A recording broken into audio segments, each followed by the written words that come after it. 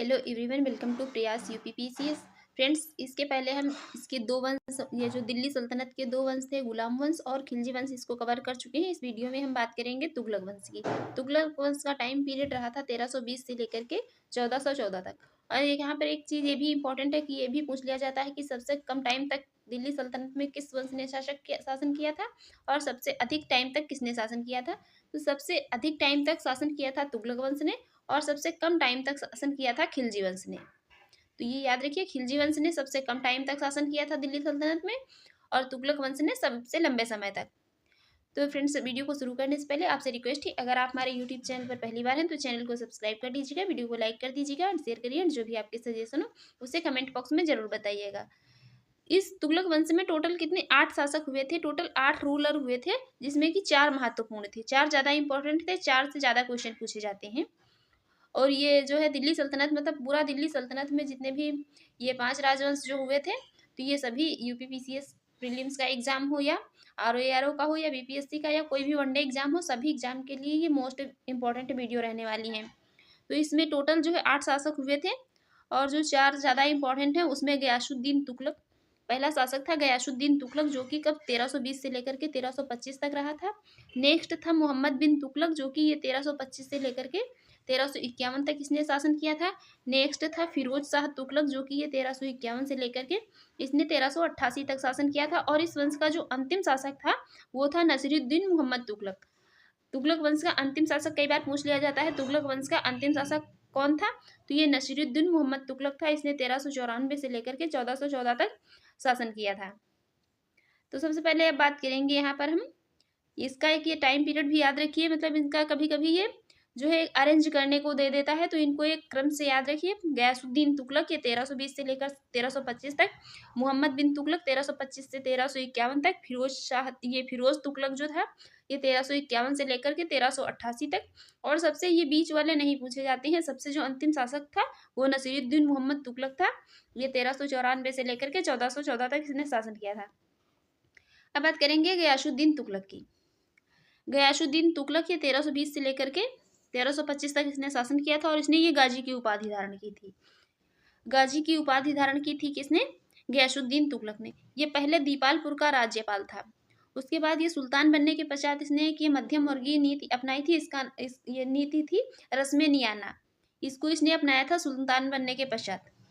Next बात करेंगे, इसने ये जो सिविल मामलों में, जो ये सिविल वाले मामले थे इसमें ये काफ़ी उदार था, और जो सैन्य मामले थे ये सैन्य मामलों में काफ़ी कठोर था। जो फिरोज शाह तुगलक था ये सैन्य मामलों में काफ़ी कठोर था। इसने ये सिविल मामलों में उदार था, इसलिए इसने ये खुद मुकद्दम चौधरी जो है इसके ये कर लेने के जो अधिकार था इसको इसने बहाल रखा था। और इसने ये कर जो दर थी, इसको जो टैक्स रेट था उसको घटा करके कितना 33% कर दिया था। नेक्स्ट बात करेंगे, ये सिंचाई हेतु नहर निर्माण करने वाला ये पहला शासक था। सिंचाई हेतु नहर निर्माण करने वाला ये पहला शासक कौन था? तो गयासुद्दीन तुगलक था। गयासुद्दीन तुगलक जो था, ये कई बार स्टेटमेंट में भी पूछ दिया जाता है कि सिंचाई हेतु नहर निर्माण करने वाला जो है पहला शासक कौन था, तो गयासुद्दीन तुगलक था। और इसने एक ये तुगलकाबाद शहर बसाया था और उसने ये सलामी दीवारें बनवाई थी। इसने एक ये झुकी हुई मीनार की एक ये सलामी दीवारें बनवाई थी और यातायात विभाग का भी इसने निर्माण करवाया था। और ये डाक चौकियां भी बनवाई थी, और इन डाक चौकियों का वर्णन जो है तो ये इब्न बतूता ने इसका वर्णन किया है डाक चौकियों का, और इसने ये पेंशन विभाग की स्थापना की थी। नेक्स्ट बात करेंगे सैन्य मामलों की। जो सैन्य मामले थे उसमें ये अलाउद्दीन खिलजी जैसा ही कठोर था। जिस तरीके से सैन्य मामलों में अलाउद्दीन खिलजी कठोर था, ठीक वैसा ही ये जो है गयासुद्दीन तुगलक भी कठोर था। और ये सैनिकों को नगद वेतन देता था। हुलिया लिखने की प्रथा इसने भी ये जारी रखी थी और घोड़ों को दागने की व्यवस्था भी इसने भी जारी रखी थी। नेक्स्ट बात करेंगे, दिल्ली सल्तनत का पहला शासक था जिसने ये दक्षिण भारत के जो राज्य थे इनको जीतकर दिल्ली सल्तनत में मिला लिया था। ये ऐसा करने वाला ये पहला शासक था गयासुद्दीन तुगलक, जिसने ये जो दक्षिण वाले क्षेत्र थे, दक्षिण के राज्य, उनको जीता था और जीत करके दिल्ली सल्तनत में मिला लिया था। जिसमें ये तेलंगाना जो वारंगल था इसको कब ये 1325 में जीता था, और ये जौना खां द्वारा इसका नाम बदल करके क्या ये सुल्तानपुर कर दिया गया था। जौना खां के द्वारा तेलंगाना का नाम बदल करके क्या सुल्तानपुर कर दिया गया था। नेक्स्ट बात करेंगे, इसका एक अंतिम जो सैन्य अभियान था वो बंगाल का सैन्य अभियान था। कई बार पूछ लिया जाता है कि अंतिम सैन्य अभियान कौन था, तो ये बंगाल का था और ये बुगरा खान ने विद्रोह कर दिया था इसमें। नेक्स्ट बात करेंगे, ये निजामुद्दीन औलिया से इसका मतभेद हो गया था। निजामुद्दीन औलिया इनसे इनका मतभेद हो गया था और ये गियासुद्दीन तुगलक ने बंगाल से वापस जाते समय निजामुद्दीन औलिया को एक संदेश भेजा था कि या तो 5 लाख टेका राजकोष में जमा करो या दिल्ली छोड़ो। इसने ये जब निजामुद्दीन औलिया से मतभेद हो गया तो उसके बाद ये गयासुद्दीन तुगलक जब बंगाल से वापस आ रहा था तो उस समय उसने निजामुद्दीन औलिया को एक संदेश भेजा। उसमें कहा या तो 5 लाख टेका जो है राजकोष में जमा करवा दीजिए या दिल्ली को छोड़ दीजिए। तब औलिया ने इससे कहा था हनूस दिल्ली दूर अस्ति, इसका मतलब कि अभी ये हुजूर दिल्ली अभी दूर है। नेक्स्ट बात करेंगे, ये बंगाल के विजय के उत्सव के लिए इसने ये अहमद अयास द्वारा बनाए गए एक लकड़ी के महल, ये बंगाल विजय की थी उसके बाद एक उत्सव चल रहा था, उसमें एक अहमद अयास के द्वारा एक ये लकड़ी का महल बनवाया गया था, उसके नीचे दब जाने से इसकी मृत्यु हो गई थी। फिर उसके बाद शासन आता है किसका, मोहम्मद बिन तुगलक का। उसके बाद नेक्स्ट शासक जो रूलर आते हैं मोहम्मद बिन तुगलक। ये मोहम्मद बिन तुगलक काफ़ी इंपॉर्टेंट है।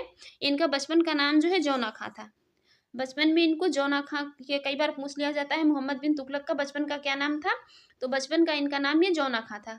और इन्होंने शासन किया था 1325 से लेकर के 1351 तक।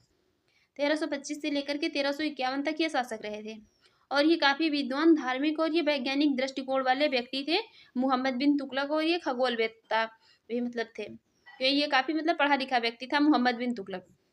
इसने जो उपाधियां धारण की थी उसमें ये अमीर उल मोमिन की उपाधि धारण की थी, किसने, मोहम्मद बिन तुगलक ने।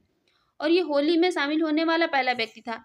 ये मोहम्मद बिन तुगलक जो था तो ये हिंदू त्योहारों में शामिल होने वाला पहला मुस्लिम शासक था। ये मतलब होली, जो हिंदुओं का त्यौहार होली होता था उसमें ये शामिल हुआ था।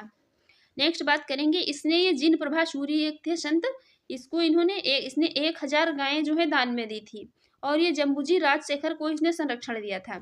कई बार ये पूछ लिया जाता है राजशेखर वाला इंपॉर्टेंट है, तो राजशेखर को ये संरक्षण किसने दिया था, मोहम्मद बिन तुगलक ने दिया था।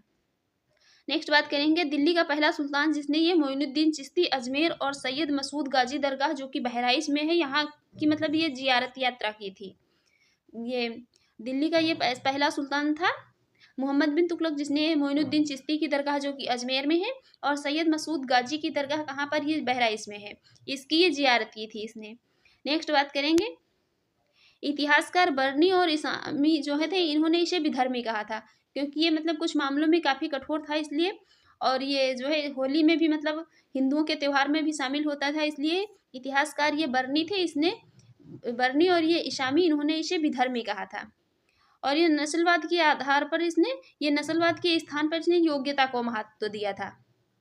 वजीर जो थे मतलब इसका हिंदुओं को से काफ़ी लगाव था, इसने वजीर, एक ये साईं राज थे, हिंदू थे, इनको अपना वजीर नियुक्त किया था, इसीलिए इसको ये इतिहासकार और इसका मतलब हिंदुओं से काफ़ी लगाव था मोहम्मद बिन तुगलक का, तो इसलिए इन्होंने इसे विधर्मी कहा था। नेक्स्ट बात करेंगे, ये मिस्र, सीरिया, ईरान, इराक, चीन के साथ इसके भी राजनीतिक संबंध जो थे ये अच्छे थे। इसके ये मतलब राजनीतिक संबंध थे तो ये अच्छे थे मिस्र, सीरिया, ईरान, इराक और चीन के साथ में। इसके बाद ये इब्न बतूता जो ये कि मोरक्को का मतलब ये मूल अफ्रीकी यात्री था, मोरक्को का यात्री था। ये कब आया था, तो ये सितंबर 1333 से लेकर के 47 तक रहा था और ये मोहम्मद बिन तुगलक के ही दरबार में आया था।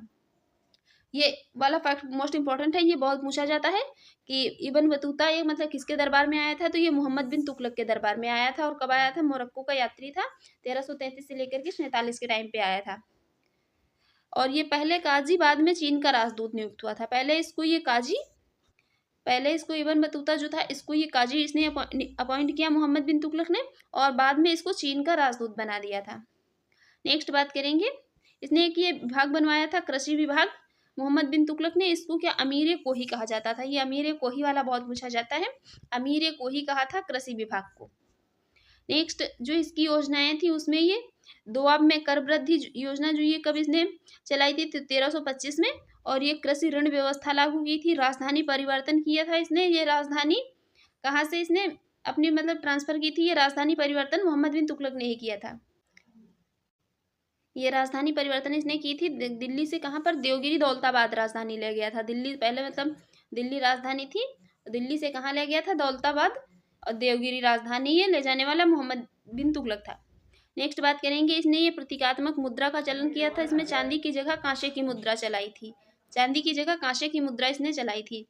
नेक्स्ट बात करेंगे इसका एक खुरासान अभियान। खुरासान अभियान ये कब इसने किया था? 1330 से लेकर के 1331 के टाइम पे। नेक्स्ट है था इसका अभियान ये कराचिल का अभियान, जो कि ये 1337 से लेकर के 1338 तक रहा था। नेक्स्ट बात करेंगे इसके साम्राज्य विस्तार और विद्रोह की। मोहम्मद बिन तुगलक के साम्राज्य विस्तार और ये विद्रोह की। तो इसने ये पूरा हिंदुस्तान जीत लिया था, मतलब पूरा भारत, ये पूरा हिंदुस्तान जीत लिया था, कश्मीर और जो बलूचिस्तान वाला एरिया है इसको छोड़ करके। और ये मरने से पहले दक्षिण भारत इसको आज़ाद हो गया था। इसकी मृत्यु से पहले ये दक्षिण भारत जो है ये आज़ाद हो गया था। नेक्स्ट बात करेंगे इसके जो कुछ प्रमुख विद्रोह थे, उसमें ये पहला विद्रोह जो कि बहाउद्दीन के टाइम पे हुआ था, कर्नाटक गुलबर्गा का। नेक्स्ट था ये जलालुद्दीन एहसान के टाइम पे, जो कि कहाँ का, ये मुद्रे सल्तनत का विद्रोह था 1333 में। और अमीर शादाह का विद्रोह, जो कि ये कब हुआ था? 1336 से लेकर के 46 के टाइम पे। नेक्स्ट हरिहर और बुक्का ने ये विजयनगर की स्थापना की थी कब? ये 1336 में। हरिहर और बुक्का ने विजयनगर की स्थापना की थी 1336 के टाइम पे। और इसमें ये 4 वंश थे, जिसमें पहला था संगम वंश, साल्यू वंश। ये विजयनगर में 4 वंश थे, संगम वंश, साल्यू वंश, तुलु वंश और आरवीडू वंश। इनका भी सीक्वेंस कई बार पूछ लिया जाता है, तो एक ये सीक्वेंस में ही है, संगम वंश, साल्यू वंश, तुलु वंश और अराविडू वंश। नेक्स्ट बात करेंगे, ये अलाउद्दीन मेहमान शाह हसन गंगू द्वारा बहमनी सल्तनत की स्थापना की गई थी कब? इसी के टाइम पे 1346 में। मोहम्मद बिन तुगलक के टाइम पे ही 1346 में ये अलाउद्दीन मेहमान शाह हसन गंगू के द्वारा बहमनी सल्तनत की स्थापना की गई थी। नेक्स्ट बात करेंगे, ये बहमनी सल्तनत के पतन के बाद जो है कुछ मतलब जो राजवंश थे, जिसमें ये बीजापुर का आदिल शाही, बीजापुर का में कौन सा राजवंश था? तो ये आदिल शाही राजवंश था। और अहमदनगर में कौन? निजाम शाही राजवंश था। बरार में कौन? ये इमाम शाही राजवंश था। गोलकुंडा में कुतुब शाही राजवंश था। बीदर में बीदर शाही राजवंश था। नेक्स्ट बात करेंगे, मोहम्मद बिन तुगलक है, इसने ये जकात को छोड़ करके सभी कर समाप्त कर दिए थे। ये इंपॉर्टेंट है, ये भी कई बार पूछ लिया जाता है कि ये जकात को छोड़ करके, मतलब मोहम्मद बिन तुगलक ने कौन से कर या सारे कर समाप्त कर दिए थे। इस तरीके से जो स्टेटमेंट में भी डाल दिया जाता है। तो ये जकात को, इसने जकात कर जो है इसको एक लागू रखा था, बाकी सभी कर इसने समाप्त कर दिए थे। और इसका जो अंतिम अभियान था ये घट्टा का अभियान था। घट्टा का अभियान कब? ये 20 मार्च 1351 को इसने किया था। और इसी अभियान में इसकी मृत्यु हो गई थी। इसका वर्णन कहाँ पर मिलता है? ये इसका लास्ट अभियान था, घट्टा का अभियान। और इसका वर्णन मिलता है ये मुंतखब उल तवारीख, ये एक रचना है किसकी? ये बदायूनी की। और इसने इसमें इसका वर्णन मिलता है कि इसका ये घट्टा का जो अंतिम अभियान था, इसमें मोहम्मद बिन तुगलक की मृत्यु हो गई थी। और इसकी मृत्यु के बाद ये कहा गया था कि राजा को प्रजा से और प्रजा को राजा से मुक्ति मिल गई। ये स्टेटमेंट कई बार पूछा भी गया है, इंपॉर्टेंट है। राजा को प्रजा से और प्रजा को राजा से मुक्ति मिल गई, ये किसके लिए? तो ये मोहम्मद बिन तुगलक के लिए कहा गया था। उसके बाद जो नेक्स्ट रूलर हुए, नेक्स्ट शासक थे, वो कौन थे? फिरोज शाह तुगलक, जो कि 1351 से लेकर के 1388 तक रहे थे। ये फिरोज शाह तुगलक कौन थे? तो ये मोहम्मद बिन तुगलक के चचेरे भाई थे। मोहम्मद बिन तुगलक का चचेरा भाई था। ये 21 मार्च 1351 में इसका घट्टा में राज्याभिषेक हुआ था। और इसका अगस्त 1351 में दिल्ली में। इसका फिरोज शाह तुगलक, कुछ मतलब चीज़ें यहाँ पर इंपॉर्टेंट है कि ये वाले कई बार पूछ लिए जाते हैं, जिनका 2 बार राज्याभिषेक हुआ था। तो एक तो ये फिरोज शाह तुगलक का 2 बार राज्याभिषेक हुआ था। पहला कब हुआ? 21 मार्च 1351 को घट्टा में। दूसरी बार कब हुआ? अगस्त 1351 में दिल्ली में। तो याद रखिए 2 बार इनका राज्याभिषेक हुआ था। और 2 बार राज्याभिषेक कराने वाले और भी जो लोग हैं, उनमें औरंगजेब और शिवाजी का, ये फिरोज शाह, औरंगजेब और शिवाजी, 3 लोगों का 2 बार राज्याभिषेक हुआ था हिस्ट्री में, ये याद रखिए। ये जो था ये मतलब काफ़ी कट्टर धार्मिक टाइप का व्यक्ति था। ये फिरोज शाह तुगलक जो था, तो ये काफ़ी कट्टर धार्मिक टाइप का व्यक्ति था। और इसने उलेमाओं को उच्च पद दिया था, मतलब कि मुस्लिमों को इसने उच्च पद दिया था। और ब्राह्मणों पर इसने ये जजिया कर लगाया था। ब्राह्मणों पर ये कई बार पूछ लिया जाता है, इंपॉर्टेंट है। ब्राह्मणों पर जजिया कर लगाने वाला कौन था? तो ये फिरोज शाह तुगलक था। कौन था? फिरोज शाह तुगलक था। इसने धर्मांतरण को बढ़ावा दिया था, क्योंकि ये जो मतलब काफ़ी कट्टर धार्मिक टाइप का व्यक्ति था, इसलिए। और महिलाओं के सूफी संतों से मिलने पर इसने रोक लगा दी थी। ये मतलब इतना धार्मिक था कि इसने ये महिलाओं पर ये रोक लगा दी थी कि महिलाएं जो हैं सूफी संतों से नहीं मिल सकती हैं। और इसने अमीरों को खुश करने के लिए बहुत सारी चीज़ें की थी, उनको भी देख लेते हैं। इसने अमीरों का पद जो था ये वंशानुगत बना दिया था। अमीर जो थे उनका ये पद इसने वंशानुगत बना दिया था और अमीरों को इसने जागीर देना शुरू किया था और भारी वेतन भी अमीरों को देना शुरू किया था। इसी कारण, ये सारी चीज़ों के कारण ही ये भ्रष्टाचार को काफ़ी बढ़ावा मिला था इसके टाइम पे। नेक्स्ट बात करेंगे, इसके कुछ आर्थिक सुधार भी थे, जिसमें ये वार्षिक आय का ब्यौरा इसने तैयार करवाया था, जिसके अनुसार दिल्ली सल्तनत की वार्षिक आय जो कितनी थी, ये 6,75,00,000 टका ये मतलब थी उस टाइम पे। इसने ये पहली बार वार्षिक आय का ब्यौरा तैयार करवाया था, किसने? फिरोज शाह तुगलक ने। और इसने जो है मतलब 23 कर थे, जो 23 कर समाप्त कर दिए थे और कितने? 4 कर जारी रखे थे। 4 कर इसमें ये खराज, खुम्स, जजिया और जकात, ये 4 कर जजिया जो कि ब्राह्मणों पर लगाया था, ये 4 कर जारी रखे थे और 23 कर समाप्त कर दिए थे। नेक्स्ट बात करेंगे, एक ये हक ये सर्व कर, जो कि ये सिंचाई कर है, ये इसी के टाइम पे लगाया गया था। हक ये सर्व कर, ये सिंचाई कर है और सर्वाधिक नहरें बने, मतलब ये 10% लगाया जाता था। कितना? ये सिंचाई कर जो है उस टाइम पे 10% लगाया जाता था और सर्वाधिक नहरें बनी थी इसी के टाइम पे। सबसे बड़ी नहर जो थी कौन थी? तो सबसे बड़ी नहर ये रजबाही नहर और उलूगबाही नहर थी। इसका वर्णन कहाँ पर मिलता है? उनका वर्णन है कि ये याहिद बिन अहमद सरहिंदी की पुस्तक है तारीख मुबारक साहिब। इसमें ये जो रजबाही और उलूगबाही नहर है कि ये सबसे बड़ी नहरें थी, इनका वर्णन मिलता है। नेक्स्ट इसने कुछ विभाग बनवाए थे, ये वाले मोस्ट इंपॉर्टेंट है, बहुत पूछे जाते हैं। तो ये विभाग बनवाए थे कौन? दारुल सफ़ा, जिसको कि चिकित्सालय विभाग था। दीवान खैरात, जो कि एक ये दान विभाग था। दीवान इस्तिहाक, जो कि एक ये पेंशन विभाग था। और दीवार दफ्तर, ये रोजगार विभाग था। और दीवान बंदगान, ये दास विभाग था। क्योंकि ये दासों का मतलब काफ़ी शौकीन था फिरोज शाह तुगलक, इसलिए इसने ये फिरोज शाह तुगलक जो था तो ये दासों का काफ़ी शौकीन था, इसलिए इसने ये दीवाने बंदगान ये दास विभाग बनवाया था। ये सारे विभाग इंपॉर्टेंट है, एक बार फिर से रिवाइज कर लेते हैं, ये बहुत पूछे जाते हैं। क्योंकि दारुल सफ़ा जो कि चिकित्सालय विभाग था, दीवान खैरात ये दान विभाग था, दीवान इस्तिहाक जो कि पेंशन विभाग था, दीवान दफ्तर ये रोजगार विभाग था, दीवान बंदगान ये दास विभाग था। नेक्स्ट बात करेंगे, ये पहले मतलब उस टाइम पे क्या था, खुतबा पढ़वाया जाता था। तो खुतबे में जो भी मतलब पुराने शासक होते थे, मतलब उनका सबका नाम लिया जाता था। जो खुतबा इसने पढ़वाया था तो उसने अपने वंश के मतलब जो ये कुतुबुद्दीन ऐबक था, इसका नाम नहीं लिया था, कुतुबुद्दीन ऐबक का नाम नहीं लिया था। और इसने जगन्नाथ मंदिर को काफ़ी नुकसान पहुंचाया था। इसने बगीचे लगवाए थे, टोटल कितने बगीचे लगवाए थे? तो 1200 लगवाए थे। और कारखानों की स्थापना की थी, तो ये टोटल 36 कारखानों की स्थापना की थी। इसने दासों के निर्यात पर रोक लगा दी थी, क्योंकि ये दासों से संबंधित एक ये दास विभाग इसने बनवाया था, दीवाने बंदगान, और ये दासों के निर्यात पर इसने रोक लगा दी थी। अब नेक्स्ट बात करेंगे इसके स्थापत्य विभाग की, जिसमें ये लोक निर्माण विभाग की स्थापना करवाई थी। और ये काली मस्जिद, खिड़की मस्जिद और ये बेगमपुरी मस्जिद की स्थापना इसने करवाई थी। ये बेगमपुरी वाली इंपॉर्टेंट है। नेक्स्ट बात करेंगे, मदरसा ये फिरोज शाही की भी स्थापना इसी ने करवाई थी। और पुराने भवनों का इसने पुनर्निर्माण करवाया था, जिसमें ये कुतुब मीनार, अलाई दरवाजा, हौजे खास, हजार सितून और लाल गुंबद, इन सभी ये पुराने भवन थे, इनका पुनर्निर्माण करवाया था। और कुतुब मीनार का जो है मतलब ये प्रारंभ तो कुतुबुद्दीन ऐबक के टाइम पे गया था। और ये पूर्ण इसको किसने करवाया था? तो कई बार ये भी पूछ लिया जाता है कि इसको पूर्ण किसने करवाया था? पूर्ण करवाया था फिरोज शाह तुगलक ने। नेक्स्ट बात करेंगे, 1358 में टोपरा और मेरठ में स्थित जो अशोक पाषाण स्तंभ थे, इसको ये फिरोज शाह कोटला में इसने स्थापित करवाया था। फिरोज शाह कोटला दिल्ली में इसने इसको स्थापित करवाया था। कहाँ पर? टोपरा और मेरठ में स्थित जो ये अशोक पाषाण स्तंभ थे। और इसने जो ये नगरों की स्थापना की थी, उसमें जौनपुर, हिसार, फिरोजाबाद, फिरोजपुर, फिरोज शाह कोटला, फतेहाबाद, ये सारे नगरों की स्थापना करवाई थी इसने। और इसने अपनी आत्मकथा भी लिखी थी, जिसमें ये फुतुहात फिरोज शाही, ये इसकी आत्मकथा थी। दूसरी थी तारीख फिरोज शाही, इसको ये बर्नी ने लिखा था। फिरोज शाह तुगलक ने लिखी थी फुतुहात ये फिरोज शाही अपनी आत्मकथा। नेक्स्ट बात करेंगे, ये फिरोज शाह तुगलक जो था, फिरोज शाह तुगलक, इसको ये अच्छाई और बुराई का मिश्रण कहा जाता था। क्योंकि ये मतलब कुछ मामलों में अच्छा था और कुछ मामलों में मतलब ये काफ़ी कठोर था, इसलिए इसको अच्छाई और बुराई का मिश्रण कहा जाता था।